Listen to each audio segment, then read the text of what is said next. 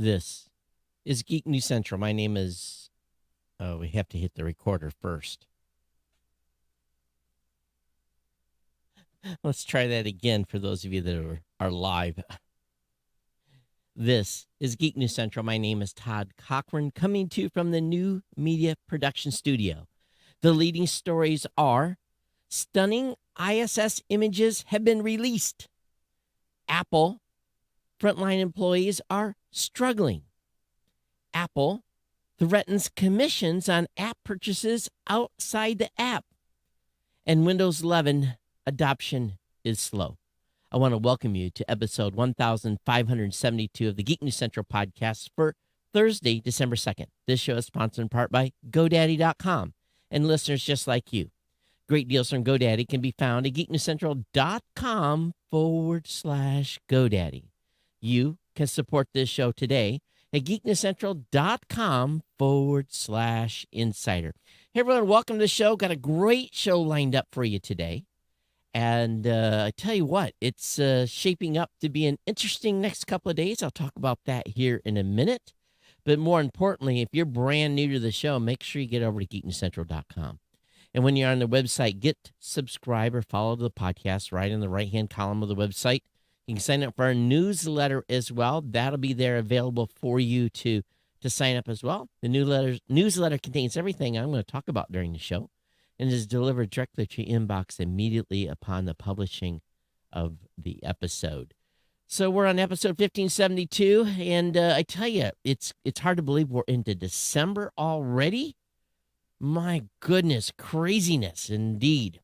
But today, you can always reach out to me if you have comments about the show, geeknews@gmail.com. Of course, I'm available on Twitter @geeknews. We have some chat rooms available, geeknews.chat. We're on Discord. And I tell you, just follow me on Facebook as well. It's just an easy way to keep up. All the partner shows, they're all linked at geeknewscentral.com, whether it be the new media show, the Pro Gear site, the Gadget Professor with Mr. Don Bain, the GNC Week in Review with Scott and Kirk. Those are all available at geeknewscentral.com as well. Now, more importantly here, before we get into the content, GoDaddy is a longtime sponsor of this podcast. And GoDaddy is one of the reasons why I am able to do what I am able to do here by paying electricity bill, gas bill, rent, everything else that goes on would not be possible without our good friends at GoDaddy. So you give the gift that's going to give for a long time. 30% off a new product purchase. 499.com's are newer transfer domains for new customers. And most importantly, why not give the gift of a website this Christmas? It's $2.99 a month for the first year with a free domain. $2.99 a month for the first year with a free domain for both economy and managed WordPress hosting. So this is really the way to go. This is a gift that you can give. Someone can build a website, e-commerce, build a business, start a blog, start a podcast, you name it. This is the absolute best stocking stuffer that was ever invented for those of you that listen to a tech show. $2.99 a month. And really all you have to do is click on the link in the website at geeknewscentral.com/GoDaddy. Sign up underneath the person's name that you're going to give the account to, and then get them started. Get them started on a free website. Well, get a free domain with their website that you're going to pay for the first year. Or free trial of GoDaddy Website Builder, your choice of personal business or business plus plans. That's a 1-month deal. All these codes save you money, 94% off of the normal retail price. We want you to lock in the savings now. And I tell you what, it's hard to shop right now for Christmas. And one thing we won't run out of, we don't have to worry about computer chips. Don't have to worry about any of that stuff. They have plenty of servers, plenty of bandwidth, plenty of availability for you to add a website to your forte, even if it's a present to yourself. So definitely want to thank GoDaddy for being a longtime sponsor here and taking care of the show. And you taking care of GoDaddy as a sponsor, it's greatly appreciated in everything that you do. Thank you so much for your ongoing support of GoDaddy as a sponsor. And check them out. Again, geeknewscentral.com/GoDaddy. So a couple of things here real quick before we get into the content. I mentioned Sam on the last show, Sam Garcia, one of our family members out in Albuquerque, New Mexico, that's fallen on some hard times with his family and a mold issue, and his wife suffering some issues. Sam has set up a GoFundMe page, and I'll be linking to that as well tonight. Now, we did get some donations in already for Sam, so we'll keep that open until Monday. I'll report the total, and then we'll ship that over to him very, very early in the process there. So get some money in Sam's pocket. Again, Sam's been good to us. We want you to consider, if you have a job opening and you're looking for someone on the website, even if it's just some contract work, anything at this time will help. You need someone to work on your website, do some stuff like that. This is a great time to reach out to him and get him some freelance work.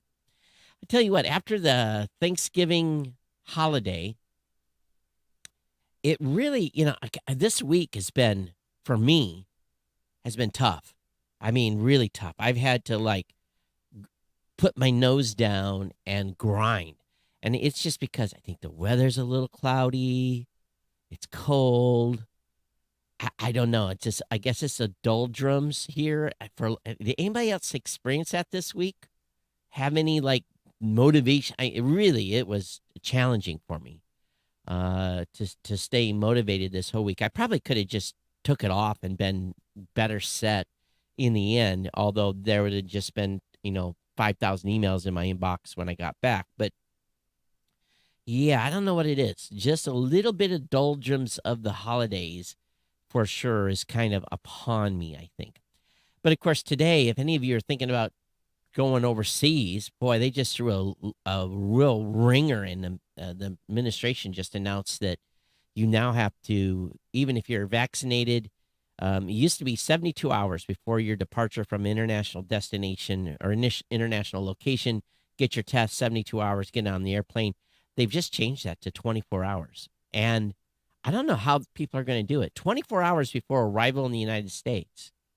So if your airplane leaves at 3:00 in the afternoon and you arrive in your destination at 9 p.m., let's say the same day, that means you have to get a test probably the morning of your departure versus the day before to be within 20. I don't know how people are going to do this to get a COVID test to come back. Some countries, it's not like the United States where you got a 24-hour turnaround. It's 24 to 48-hour turnaround usually to get test results back in many foreign countries. This is going to be a major, major issue for people trying to travel internationally. I think they've lost their damn minds, to be kind of frank with you. I think it's just asking too much. People are already vaccinated. People are already, they're making them take a test within 24 hours. What has been the use then? I don't get it. I really don't. But I would not want to be traveling internationally right now. And if I had thought about it, I would cancel. I don't want to go through the pressure of potentially not being able to get on an airplane because the country I'm in cannot get me a test results in time to come back. It boggles my mind, to be quite frank with you. It really, really does. And I know we got to be careful, but come on. They're just making it tough. This is going to impact the travel industry even more because I just don't know how people are going to get tested within 24 hours of leaving most countries. Not going to a third world country, you're not going to get a test in 24 hours. No way. Not going to happen. It just will not. And you'll probably pay an extraordinary fee to get one. So if you have 2, 3, 4 people with you, $60, $70, $80 a test, you could be looking at $300-$400 just to get home if you all don't come up, no one comes up positive. And if anyone does come up positive, the whole family's got to stay. So I don't know. I just think this is, I think they're just completely overreacting and, do this, and then yet nothing changes. It's really insane. It really, really is. Tomorrow morning, I'm going to be appearing live on an outlet called Newsy, and I'm going to be on at 8:30 a.m. It's going to be a very short segment. I doubt many of you will listen to the podcast by the time the segment is on, but I don't know if I even have Newsy at all.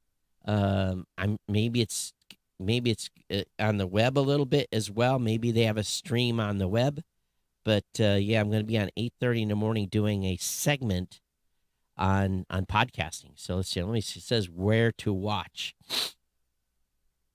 and if I'm in, I guess you can do streaming devices, video platforms, smart TVs, mobile. Um, I guess they're over the air as well. Let me see if they're in Michigan at all. I'm looking at a map here. And Flint and Grand Rapids, I don't think I'm going to get either of those.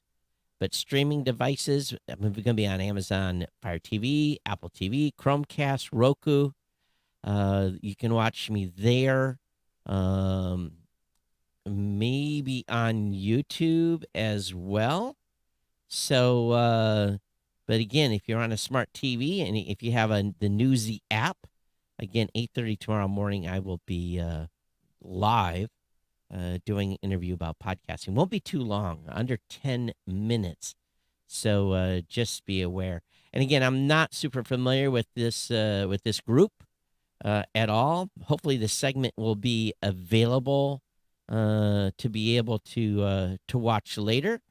But yeah, they've been coordinated with me for about a week now on this. So maybe I'll end up on their website. Who knows? We'll see. But Newsy, Newsy. All right, that's going to wrap up just my announcements. I'm going to go ahead and get into the content here. Got a whole stack of stuff. I think the most important thing that I want to share with you today is there's the folks that came back on the SpaceX Crew Dragon 2 took pictures of the International Space Station as they were departing, and these are simply some incredible pictures. It really is amazing. Different angles, from the side, from the bottom. They did this fly around. You can see some of the new solar panels. It just goes on and on. The shots that were taken, and some of it's pretty surreal. You look at this and like, is this truly, when you're out in space and there's no environment except for space debris from the Russians, what do you have here? You've got, and you look how massive this thing is, and realize that even though the structure of the International Space Station is massive, the actual living area of the crew is really not that big. And, we used to laugh when I was flying in the Navy. It's like, okay, we're spamming a can, right? But, here is, it's just amazing. If you just take a look at these images, the links will be up in the show notes. I hope they're going to release more, to be honest with you. It's a pretty amazing view, and we don't get this type of imagery very often from out of NASA, let alone. So it's cool that the International Space Station Dragon crew got these shots on the way out. And a very disturbing story, one that I actually read from top to bottom, is from The Verge. It's entitled, Apple's Frontline Employees Are Struggling to Survive. The company's hourly workers say conditions are untenable, and does Apple care? Now, let me preface this with, retail sucks, no matter where you work. These folks are making between $19 and $25 an hour. And it goes on about how one employee, and of course, mental health is a big issue, but, complaints about one manager that bullied one employee to the point where his depression overcome and he committed suicide. And there's quite the story here about what has happened since COVID, a little bit starting in 2019 and during COVID, and what Apple did and did not do for their workers.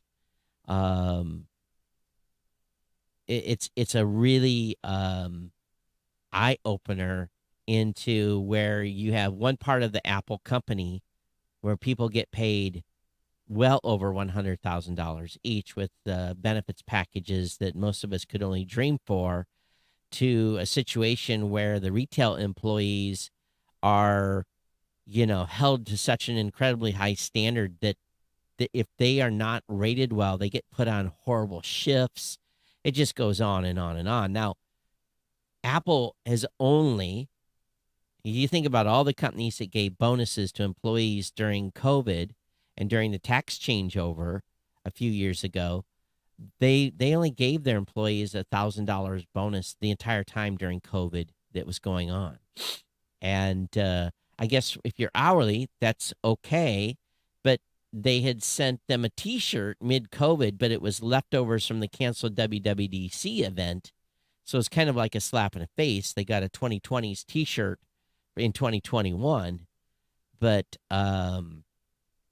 it's quite the write-up, and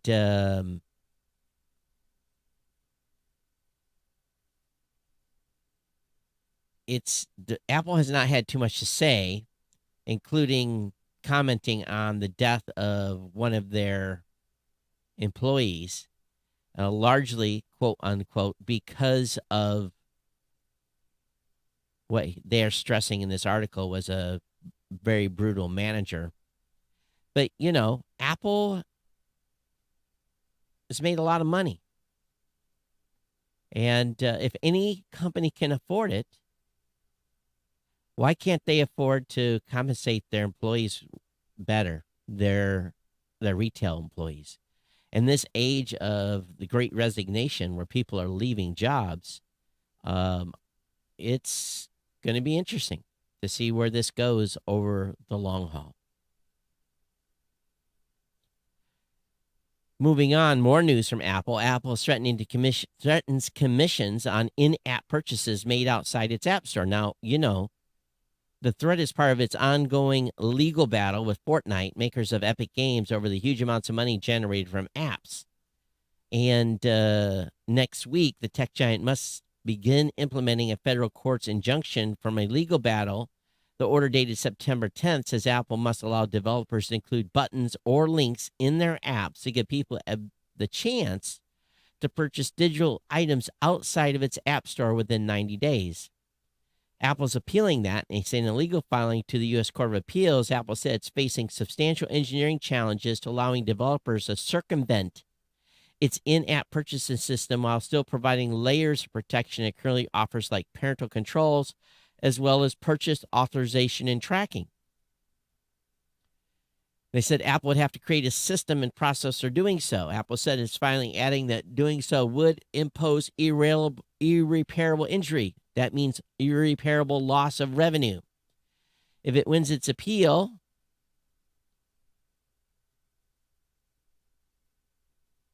they say they want to delay because they're asking for a delay before the appeal gets ruled on.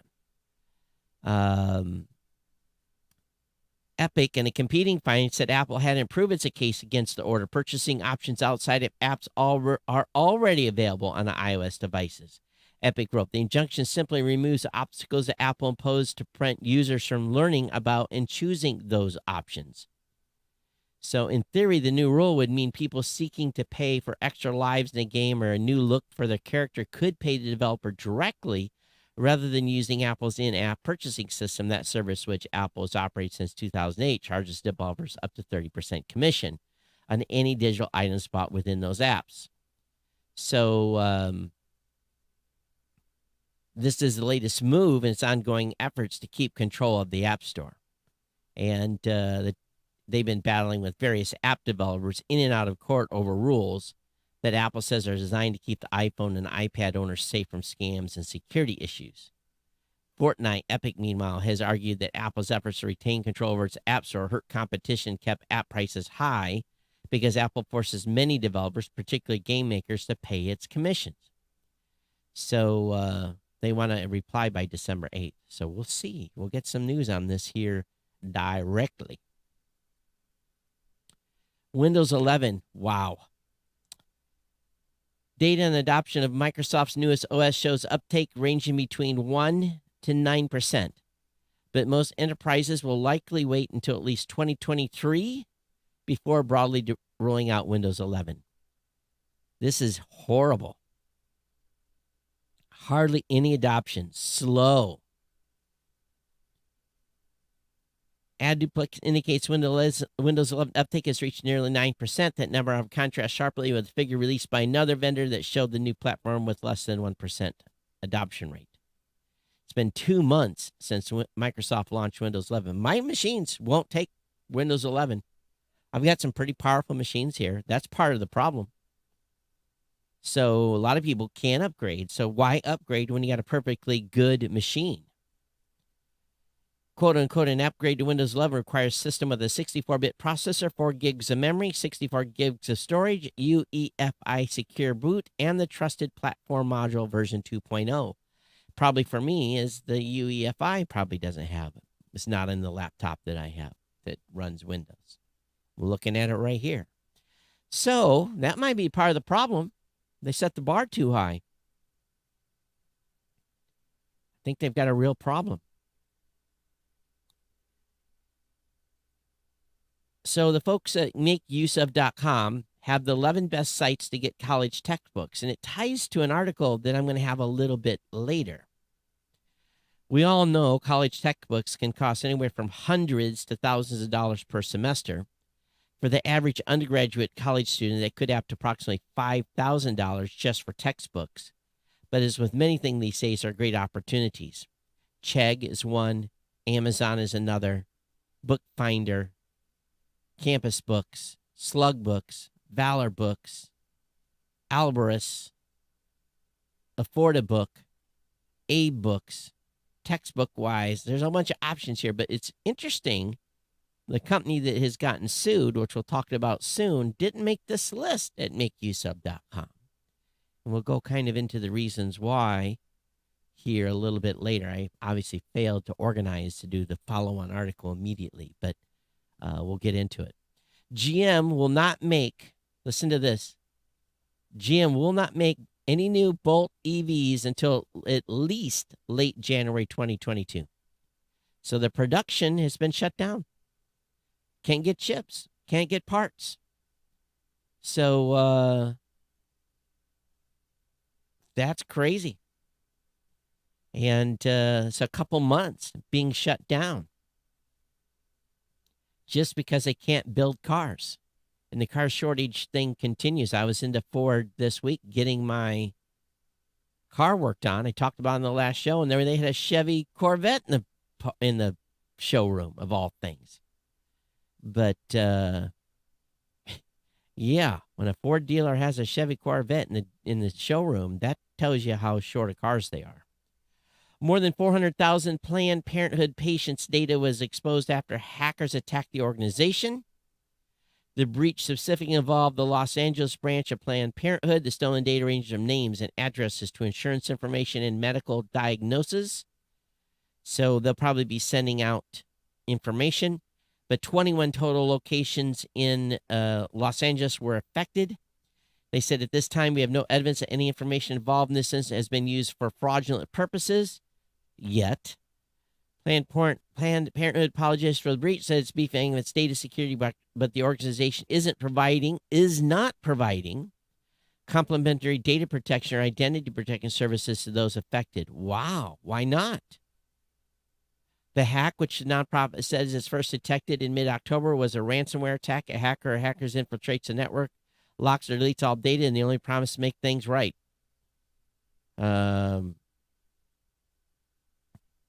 It's unclear Planned Parenthood paid the ransom to regain its network. So, once again, Microsoft, we've had a couple of articles recently of Microsoft doing some naughty things. Microsoft Edge will now listen to this. Microsoft Edge will now warn users about the dangers of downloading Google Chrome. Pop-ups range from straightforward to cheeky. One calls Chrome so 2008. So listen to this. This is the claims Microsoft is making and how they're trying to discourage people from downloading Chrome. Microsoft Edge runs on the same technology as Chrome, which with the added trust of Microsoft. I hate saving money, said no one ever. Microsoft Edge is the best browser for online shopping. Prove it. That browser, so 2008. Do you know what's new? Microsoft Edge. Well, Google and Chrome has updates about every 2 weeks, rolling out new stuff. So anyone that says that Microsoft Edge, Chrome is old, has lost their damn minds. My gosh. What?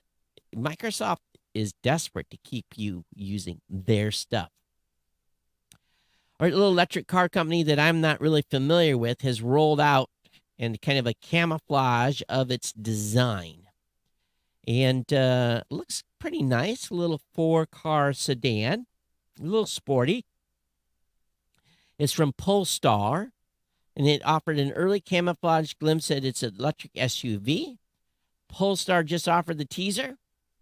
The badge has provided its first good look the first of its first SUV and its first U.S.-made vehicle. The premium vehicle may be lightly disguised with a QR code camouflage, but looks like what you'd expect. Its taller, roomier sibling, the 2 sedan, that's not necessarily a problem, though, and Polestar is betting on new factors that could make the machine successful. The 3 arrives in 2022 and will enjoy a growing EV lineup that includes a long Polestar 5 sedan. Does anyone own a Polestar? I've never seen one.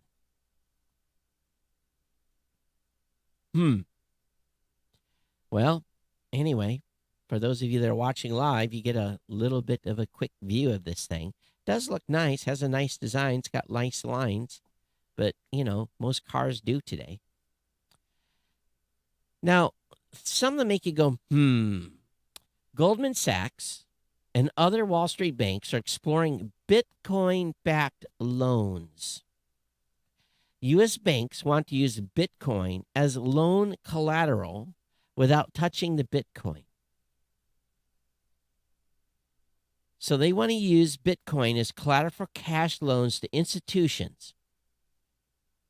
Banks such as Goldman will not touch cryptocurrency spot markets, but lean towards synthetic crypto products such as futures, emulating tri-party repo type arrangements, a way of borrowing funds by selling securities with an agreement to repurchase them, involving a third-party agent. Banks are exploring ways to follow the same path of not touching Bitcoin like other synthetic products. It's an opportunity that lays the groundwork for more integrated crypto prime brokerage services in the future. We have to really start looking at this whole crypto thing.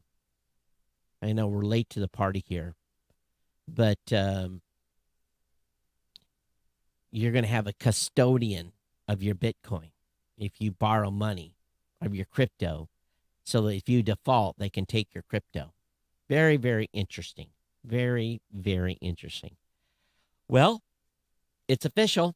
Elon Musk made good on his promise. Tesla says no, so long to California, and files to move headquarters to Texas. The car maker makes a move final in an SEC filing. Tesla now calls Austin, Texas home. Tesla's headquarters are no longer in Palo Alto, California. The automaker informed the SEC that has relocated. The move looks good on Elon Musk's promise to pick up and leave California amid spats with local government over COVID-19 protocols when the virus first began to spread in the U.S. last year. Musk, who himself moved to Texas, reiterated the plan back in October, but did not give a time frame. The SEC filing mentions Tesla HQ will be located at the Gigafactory, Texas, a new plant the automaker hopes to finish by the end of the year. The factory will first build the Model Y in small numbers as production ramps up to take some of the pressure off Tesla's sole plant in the U.S. in Fremont, California. The plant in Austin will also build the Cybertruck and Semi, The automaker said in the past, though, with numerous delays to both vehicles, those plans may change. Musk's other major company, SpaceX, remains headquartered in California, but launches its rockets in South Texas on the Gulf Coast. So what does that do to California? Well, here's what it does. Deprives them of revenue, and it gets moved into Texas. Texas now gets the revenue, tax revenue, from that corporation. Bravo to Texas, and tough luck to California. You don't treat companies right, people going to leave, and people have left California in droves. Now, this may sound stupid, but how many times have you put stuff in the washing machine and forgot about it? Well, Alexa can now tell you if your washing machine stops or water's running. Okay, what does that really mean? It gives 2 sound detectors for water running and appliances beeping that can be used to set up routines or reminders. It also rolled out a number of new features for things like prescription refills, ultrasound, motion detection, and more. It's already possible to have Alexa identify those 2 specific sounds, but the new update means you won't have to bother training it. With the new feature, you can use the Alexa app to send a notification when the washer beeps and indicate your laundry is done. It can also remind you to turn off the sink if someone accidentally leaves the water running. Along the same lines, the update includes the introduction of ultrasound motion detection for routines on select Echo devices. As its September events, Amazon said that a feature would arrive to a 4th-gen Echo designed to use an inaudible ultrasound wave detect if there are people in a room. With the new routines, you can use Alexa to turn on lights when motion is detected near the device, for instance, or lower the thermostat when no motion is detected.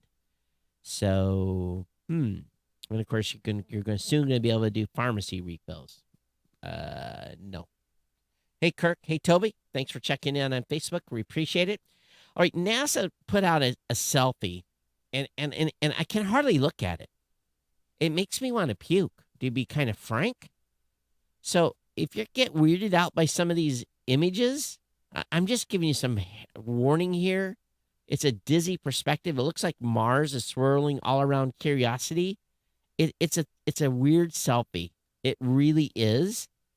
And it kind of makes me go, ugh. So it's cool, but I don't need the swirl effect. It just does something to my brain. It's really, really odd. A link will be in the show notes for you to check it out. Move It's partners with a smart cane company, WeWalk, to enhance mobility for visually impaired. This is interesting.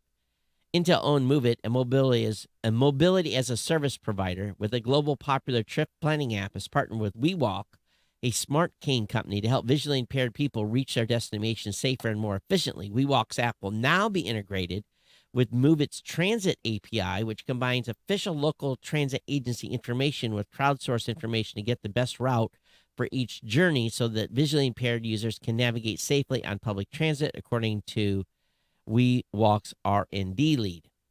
So Move It, which currently operates in 3,400 cities, trying to be everywhere and cater to everyone, and that's definitely should include the visually impaired. Transportation tech specifically geared towards the disability community isn't exactly plentiful. So we'll see. We'll see how this works for the visually impaired. Anyone in the audience, I know we have visually impaired folks. Anyone using WeWalk or Move It at all currently? Love to hear from you. Hey, the BBC is reporting, and I didn't know this was possible. This is something new. The government of the United Kingdom has been fined £500,000 for New Year honors data breach. The government has been fined £500,000 for mistakenly sharing the postal addresses of more than 1,000 New Year honors recipients online. Singer Sir Elton John, sports presenter Gabby Logan, and TV cook Nadia Hussein were some of those affected. The Information Commissioner's Office, ICO, found that the Cabinet Office had failed to put adequate measures in place to avoid such data breaches. So how can the government's going to say, give me $500,000, and then where are they going to put that money? They're going to put it right back in the Treasury, or how does that work? The government fining the government? I've never heard of such a thing. Have you? The government has fined the government. So they give him 500,000 and they move it.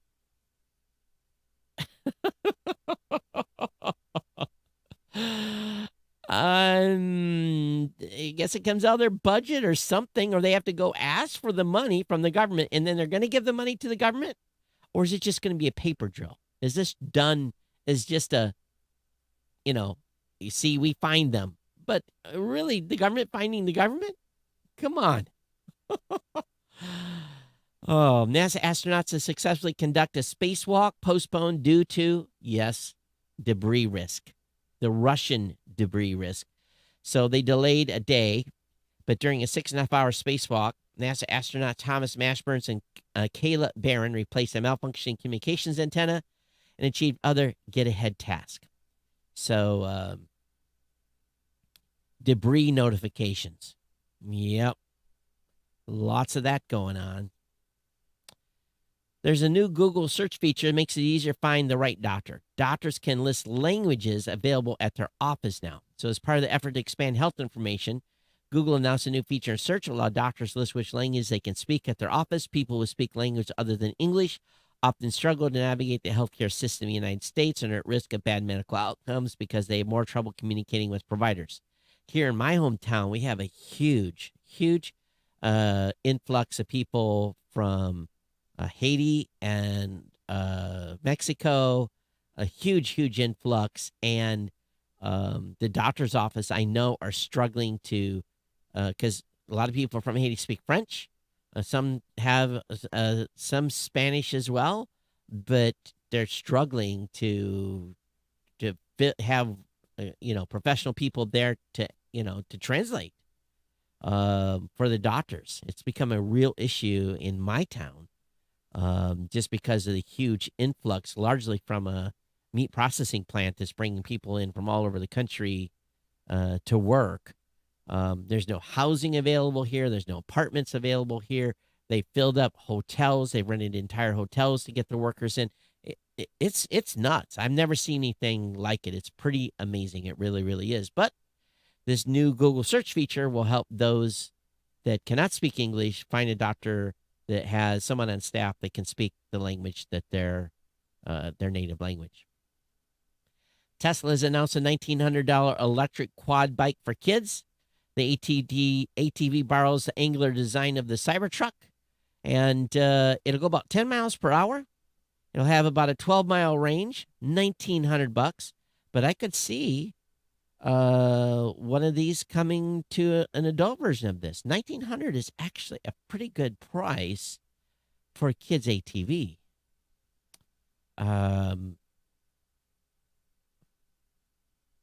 So electric motor, of course. You can accommodate riders up to 150 pounds. So adults might be able to get on it as well. Then a 15-mile range, top speed of 10 miles per hour.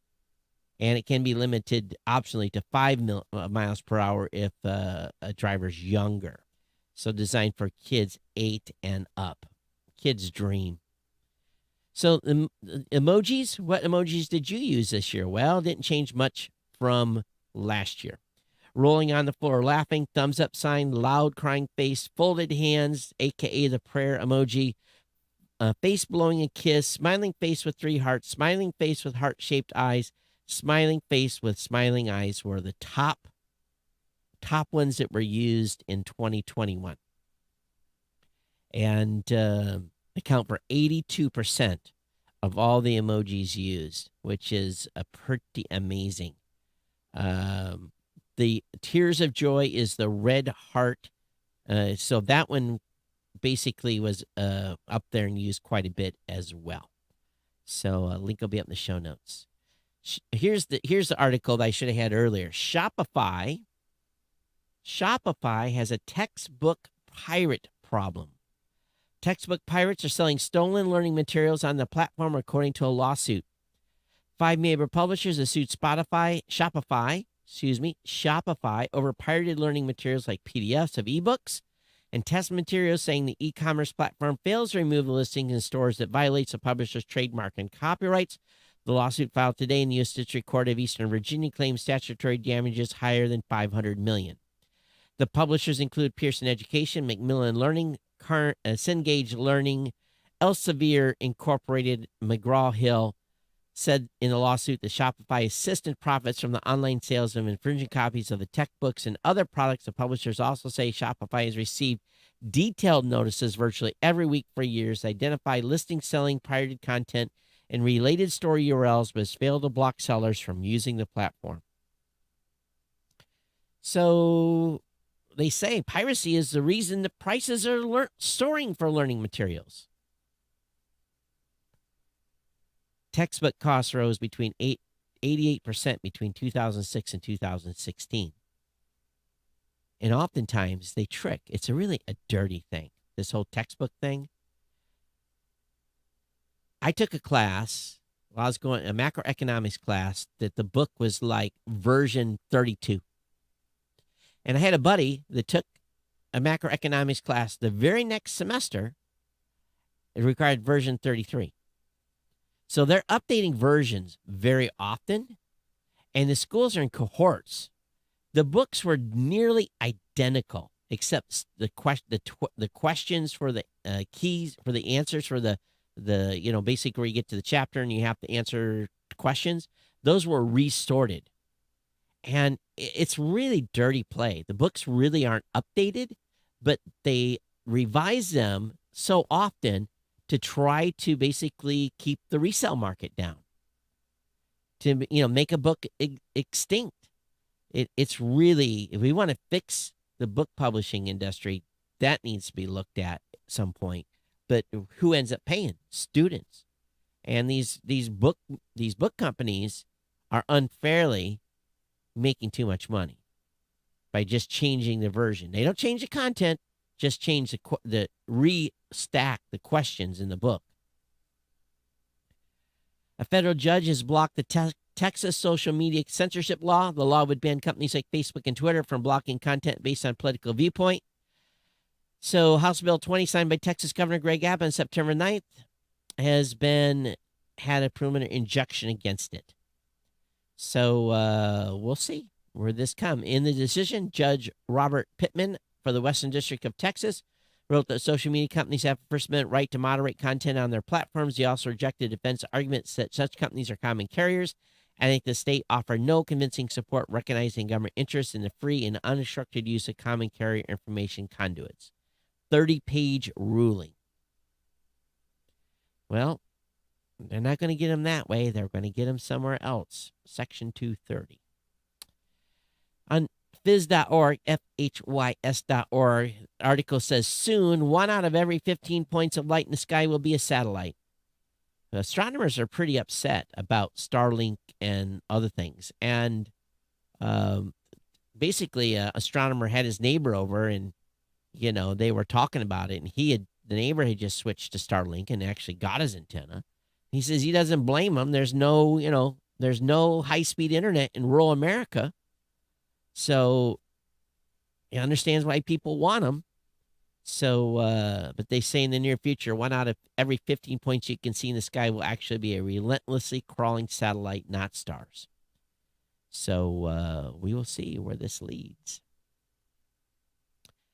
Apple is reportedly warning suppliers of slowing demand for iPhones. They say that they initially reduced their order by 10 million units because of supply chain issues, and they said they may not need to come back after the new year and put these new orders in. I think people are not updating phones as often. I think the pace upon which people have been updating is slowing down. Well, more asteroid news. A big asteroid will pass close to Earth next week. The asteroid known as 4660 Neros will come as close to 2.5 million miles. NASA science says nothing that comes close as 1.3 times the distance from Earth to Sun. Roughly 93 million is considered a near-Earth object. And they've known about this thing since 1982. It will make its closest approach in 2060. Well, I guess I'll be gone.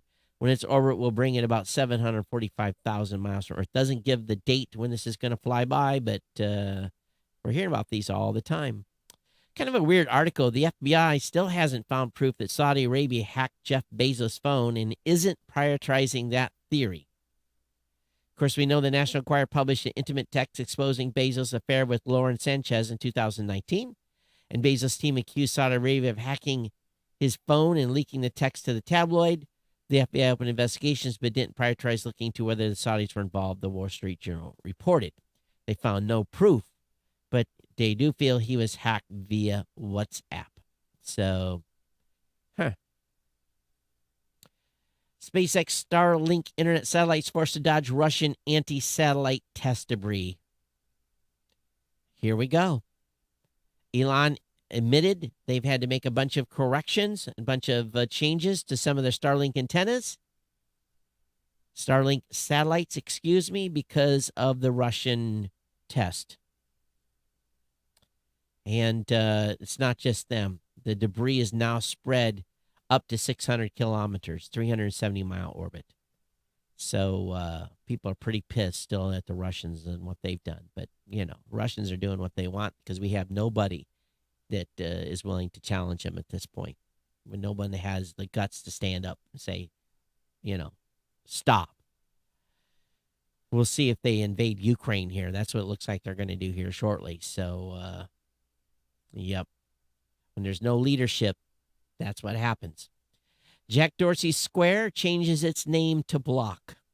And I'm hearing some things coming out of Twitter today, but I have not seen the write-up. But Twitter's basically not going to let us post pictures of other people or repost. It's a weird thing that they're forcing upon the terms of service at Twitter. You'll only be able to post your stuff. You won't be able to repost other people's stuff or other people's images, supposedly. Apple has announced the 2021 App Store Award winners and the most downloaded apps of the year. I'm not going to go through this. This is an extensive list, but the number one was TikTok, the free. The paid one was Procreate Pocket. Top paid iPhone was Minecraft. Top free iPad apps was YouTube, Watch, Listen, Stream. So again, I don't even know what I guess Procreate must be something for, I would assume, some sort of birth control or birth cycling app or something. I don't know. It kind of sounds like that. All right, finally today, you're not going to believe this. Well, have you ever got a call from a debt collector? I probably did once when I was really, really young. It was about a bill that I didn't even really know about. And but debt collectors can now direct message you on social media. They won't be able to connect you on your post or write up something for the public to see, but according to a release from the CFPB Tuesday, they can now privately message you on social media. Debt collection must clearly identify themselves, and they must also include a way for you to stop receiving their messages, basically providing a mechanism to opt out. Changes to integration of modern technology, communication methods into the CFPB have been over a year in the making. So I don't even know what the Consumer Finance Protection Bureau. So I guess they're going to let you DM you and say, hey, give us our money. There's more than 8,000 debt collection firms in the United States. Isn't that amazing? How many there's out there? All right, so let me go back to the email real quick here. And is that going to load? Let me click on that. And I do want to read what Sam sent me. That comes so low. Todd, thank you for putting in the show notes the last episode. Can I ask one more favor? Can you briefly mention my GoFundMe at the end of the next show and a link to it in the show notes? I tried to get it created for my last email, but GoFundMe site was not letting me log in, and I had to create a brand new account. So, yes, I'll do that, Sam. I'll put your GoFundMe link up tonight. I'll carry over the link from the last show. One thing to know, too, is, some of those GoFundMe things, you have to reach a certain level before you get the money. There's other ones that don't. So I don't know if GoFundMe's changed that or not. But again, Sam, we're thinking about you, and thanks for sending that over. Okay, so geeknews@gmail.com. Geeknews@gmail.com is the email. Twitter's @geeknews. I'm on Facebook by Todd Cochran. And, of course, I'll be back with you Monday for another episode of the Geekness Central podcast. I want to thank you so very much for staying, subscribing, and being part of the family here. And, of course, if you are one of our insiders, giving a $2, $5, $10, $15, $20, or $25 donation. I definitely appreciate it. We'll keep Sam's set aside any donations that are made in his name through the PayPal donation link. We will give to Sam, of course, between now and Monday. We've already accumulated a certain amount of money as well for Sam that will be passed on to him next week, and I'll reveal that total when we get there. So definitely appreciate any small donations to one of our family members here that's in need. Again, this goes to anyone that's part of this audience. If you have an issue, if you're looking for a job, happy to carry it in the show notes, link up to it, and try to get the word out for you so that we can keep it within the community. All right, that's going to be it for today. I definitely appreciate everyone being here. Thank you for staying subscribed and following the show. It's greatly appreciated. If you're watching today live, you can come back to geeknewscentral.com, geeknewscentral.com, find all the content to get followed, subscribed, so that you will never miss a single episode of this fantastic podcast. All right, everyone, we'll see you next time. Everyone, take care. Bye-bye.